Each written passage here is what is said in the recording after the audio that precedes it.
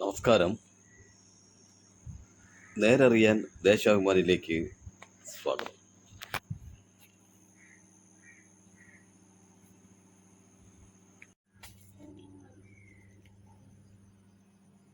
Deshabhimani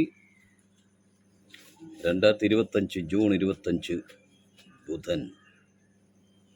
ദേശാഭിമാനിയുടെ special പേജാണ് additional ആയിട്ട് front page കൊടുത്തിരിക്കുന്നത്. അടിയന്തരാവസ്ഥയുടെ 50 വർഷം.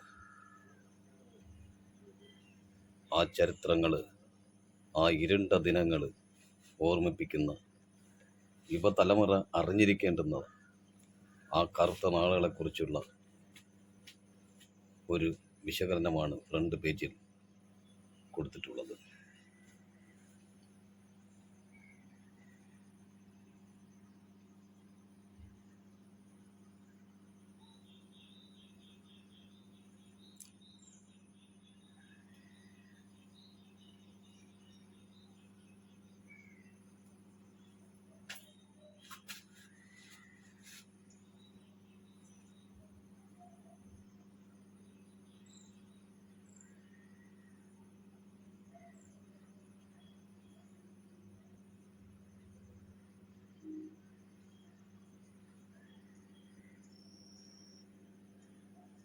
അടിയന്തരാവസ്ഥ പ്രഖ്യാപനത്തിന് 50-ാം വർഷം.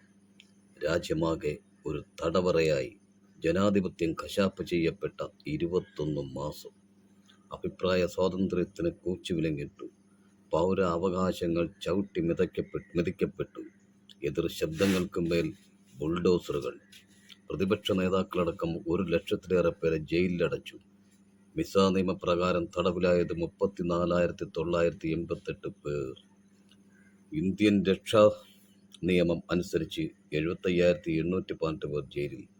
കസ്റ്റഡിയിൽ രക്തസാക്ഷികളായത് REC വിദ്യാർത്ഥി രാജനടക്കം ഒട്ടേറെ പേർ. ജീവിക്കുന്ന രക്തസാക്ഷികളായി നിരവധി പേർ. 1.10 കോടി പുരുഷന്മാരെ ഭൂരിപക്ഷവും മുസ്ലിങ്ങൾ നിർബന്ധിത വന്ധ്യംകരണത്തിന് വിധേയരാക്കി. ഇപ്പോഴത്തെ മുസ്ലിം ലീഗുകാർക്കൊക്കെ ഇതൊക്കെ എന്തോന്ന് കള്ളമാണ്, റബ്ബിനാണ് കള്ളമാണെന്ന് കുഞ്ഞാലിക്കുട്ടി പറയും. പത്രമാരണ നിയമത്തിലൂടെ പത്രങ്ങളെ നിശബ്ദമാക്കി നിർഭയം ചെറുത്തുനിന്നത് ദേശാഭിമാനിയും ഇന്ത്യൻ എക്സ്പ്രസും മാത്രം. മതരാഷ്ട്രം ലക്ഷ്യമെന്ന പ്രഖ്യാപനം വോട്ട് പ്രതിഷ്ഠ. അടിയന്തരാവസ്ഥയ്ക്ക് അരനൂറ്റാണ്ട് കഴിയുമ്പോൾ മതവൈരം നിറച്ച തലച്ചോറുകൾക്കാണ് ഇന്ന് പ്രത്യേകമായി എഡിറ്റോറിയൽ ഫ്രണ്ട് പേജിൽ തന്നെ കൊടുത്തിരിക്കുകയാണ്. പോരാട്ടത്തിന് കരുത്തേകുന്ന ഓർമ്മ. സ്വാതന്ത്ര്യാനന്തര ഇന്ത്യയിലെ ജനാധിപത്യ കശാപ്പായിരുന്നു 1975 ജൂൺ 25 അടിയന്തരാവസ്ഥ പ്രഖ്യാപനം. ജനാധിപത്യ അവകാശങ്ങൾ നിഷേധിക്കപ്പെട്ട് അവകാശങ്ങൾക്കായി വാദിച്ചവരെ കൽത്തുറങ്കിലടച്ച് ഭീകരമായ പീഡനത്തിന് വിധേയമാക്കി. അതിൻ്റെ 50-ാം വാർഷികം ആചരിക്കുന്ന ദിനമാണ് ഇന്ന്. ഈ ദിവസം ഇവിടുത്തെ കോൺഗ്രസ്സുകാരൊക്കെ ഓർക്കൂ. ഭരണപ്രതിസന്ധി രൂപപ്പെടുമ്പോൾ ഭരണകൂടം ജനാധിപത്യ വിരുദ്ധമായ അടിച്ചമർത്തലുകൾക്ക് നേതൃത്വം നൽകുമെന്ന ഓർമ്മപ്പെടുത്തൽ കൂടിയായിരുന്നു അത്. ഭൂപരിഷ്കരണം നടപ്പാക്കി ജനങ്ങളുടെ വാങ്ങൽ ശേഷി വർദ്ധിപ്പിക്കാതെയുള്ള നയം രാജ്യത്തെ ജനജീവിതത്തെ വലിയ പ്രതിസന്ധിയിലേക്ക് നയിച്ചു. വിലക്കയറ്റം 3% നിന്ന് 15% ഉയർന്നു. രാജ്യത്ത് ജനരോഷത്തിൻ്റെ പരമ്പരകൾക്ക് ഇത് തുടക്കം കുറിച്ചു. അങ്ങനെ നീണ്ടു പോകുന്നു ഇന്നത്തെ ഒരു അതിവിശാലമായ ഒരു എഡിറ്റോറിയൽ. ഇതിനുവേണ്ടി ഇന്നൊരു പ്രത്യേക വീഡിയോ ഇറക്കുന്നതായിരിക്കും. വെടിനിർത്തൽ. ഇസ്രയേലും ഇറാനും വെടിനിർത്തലിന് നാടകീയ പ്രഖ്യാപനം നടത്തി ഡൊണാൾഡ് ട്രംപ്. ലക്ഷ്യം നിറവേറ്റിയെന്ന് ഇസ്രയേൽ ആക്രമിച്ചാൽ തിരിച്ചടിക്കുമെന്ന് ഇറാൻ. 12 ദിവസത്തെ യുദ്ധത്തിൽ ഇസ്രയേലിൽ 28 പേരും ഇറാനിൽ 410 പേരും കൊല്ലപ്പെട്ടു. അമേരിക്കയുടെ 3ാമത്തെ വിമാനവാഹിനി കപ്പലും പശ്ചിമേഷ്യൻ തീരത്ത്.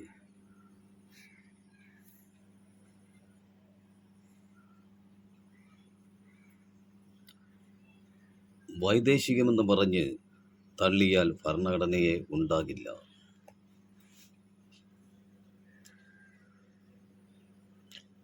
ഭരണഘടനാപരമായി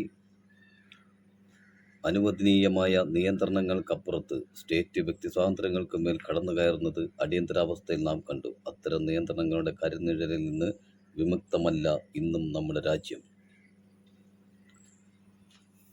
അടിയന്തരാവസ്ഥ വിരുദ്ധ ദിനാചരണം ഇന്ന്. തോറ്റ KSU നേതാവിനെ VC ഇടപെട്ട് ജയിപ്പിച്ചു. കാലിക്കറ്റ് സർവകലാശാലയിലാണ് ചട്ടം ലംഘിച്ച് KSU നേതാവിനെ ജയിപ്പിച്ചത്.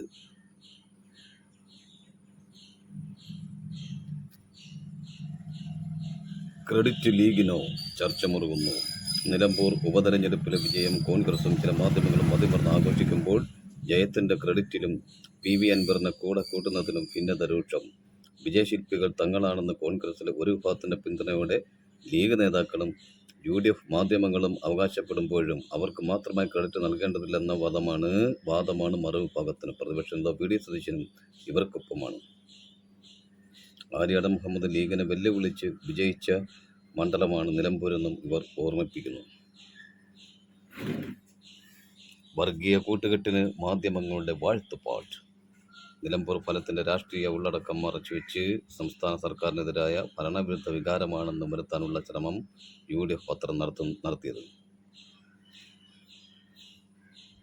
ക്ഷേമ പെൻഷൻ മസ്റ്ററിംഗ് ഇന്നു മുതൽ. സാമൂഹ്യ ക്ഷേമ പെൻഷൻകാരുടെ മസ്റ്ററിംഗ് ബുധനാഴ്ച ആരംഭിക്കും. മരിച്ചുപോയവരെയും ഇരട്ട പെൻഷൻ വാങ്ങുന്നവരെയും പട്ടികയിൽ ഒഴിവാക്കുന്നതിന് വേണ്ടിയാണത്.